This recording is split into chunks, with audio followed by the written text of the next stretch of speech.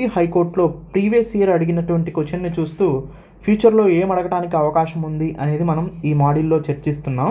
ఇంతకుముందు మనల్ని Nobel peace prize గురించి అడిగారు 2021లో.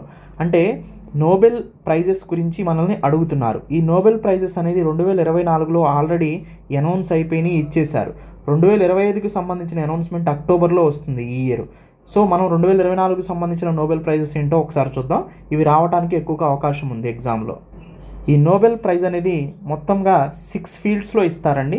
ఫస్ట్ పాయింట్ వచ్చేసి మెడిసిన్లో మనకి వి ఆంబ్రోస్ అండ్ జి రుక్వన్, గ్యారీ రుక్వన్.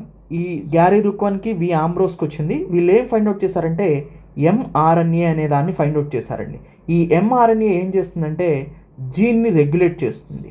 అందుకోసమని ఈ ఎంఆర్ఎన్ఏ దాన్ని ఫైండ్ అవుట్ చేసినందుకు, ఈ మైక్రో ఆర్ఎన్ఏని ఫైండ్ అవుట్ చేసినందుకు గాను వీళ్ళకి మెడిసిన్స్లో నోబెల్ ప్రైజ్ ఇవ్వడం జరిగింది. నెక్స్ట్ వచ్చేసి ఫిజిక్స్లో జాన్ హాఫీల్డ్కి అండ్ జెఫ్రీ హింటన్కి వచ్చిందండి.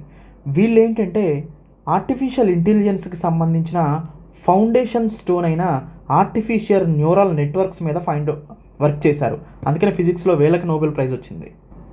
కెమిస్ట్రీలో మనకి John Jumper, Demis Hassabis and David Baker, ఈ 3 మెంబర్స్కి కెమిస్ట్రీలో నోబెల్ ప్రైజ్ వచ్చింది. వీళ్ళు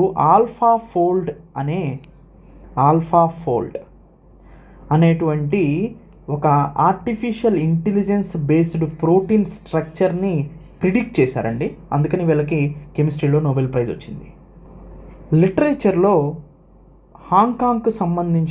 దక్షిణ కొరియాకి సంబంధించిన హాన్ కాంగ్ అనే లేడీకి లిటరేచర్లో నోబెల్ ప్రైజ్ని ప్రొవైడ్ చేయడం జరిగింది.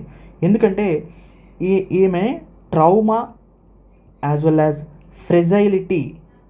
ఫ్రెజైలిటీ on human life or of human life, మానవ జీవితంలో వేదన మరియు ఫ్రెజైలిటీ అనే దాన్ని కవిత్వం రూపంలో చాలా చక్కగా చెప్పారు. అందుకని ఈమెకి లిటరేచర్లో నోబెల్ ప్రైజ్ వచ్చింది.